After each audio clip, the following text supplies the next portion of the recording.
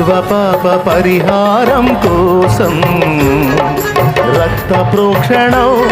అవశ్యమని, సర్వపాప పరిహారం కోసం రక్త ప్రోక్షణం అవశ్యమని,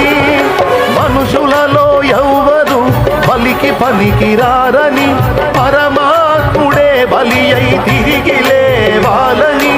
ఆర్య ఋషులు పలికిన వేద సత్యం క్రీస్తులోనే నెరవేరెనుగా.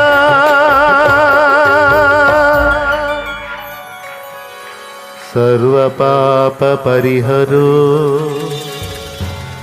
రక్త ప్రోక్షణమవశ్యం, తద్రక్తం పరమాత్మేణ పుణ్యదాన